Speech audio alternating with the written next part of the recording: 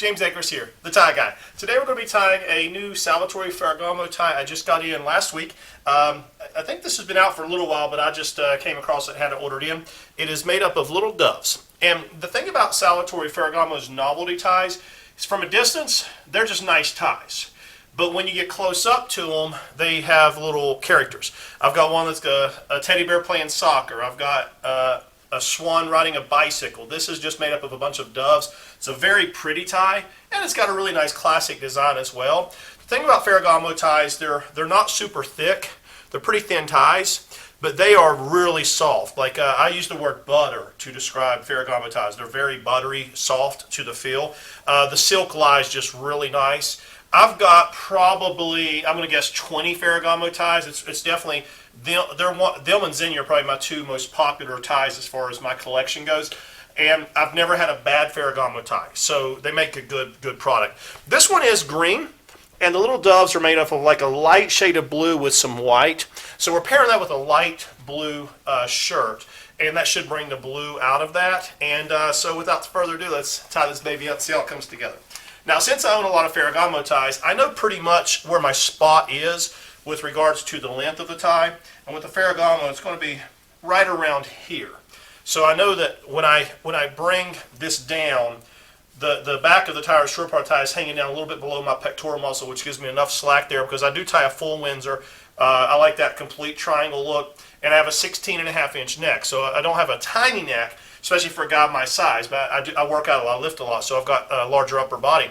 So, this is what works for me to create a full Windsor. So let's tie this thing up. We take the long part of the tie over top of the short part, and then we come in behind, up, and through.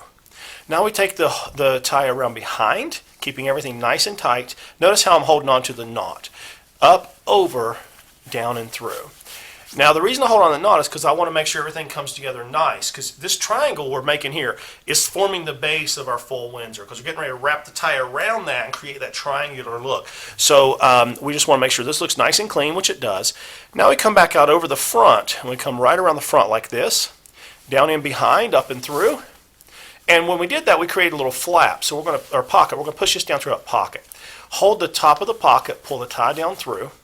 And now we just do our final adjustments. We're going to take and turn down the sides. And we're going to hold the knot and pull on the long part of the tie. And what that does is that pulls the tie up and tightens that knot up. And that's what we're going for. So let's hold that and pull this. Look how beautiful that is.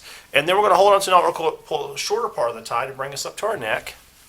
If you hear meowing in the background, my son's cat is in heat, so she's out there crying for attention. So pardon that, please, if you hear her meowing in the background. But let's see how this all comes together here. Beautiful. Look at that beautiful triangle. It's a perfect triangle.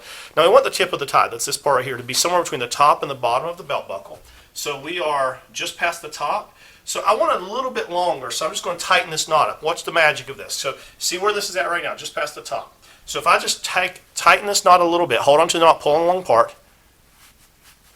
that just bought me more length. So now I'm down halfway down, and I'm more comfortable with that in case my pants come down a little bit during the day. Just pull this collar down.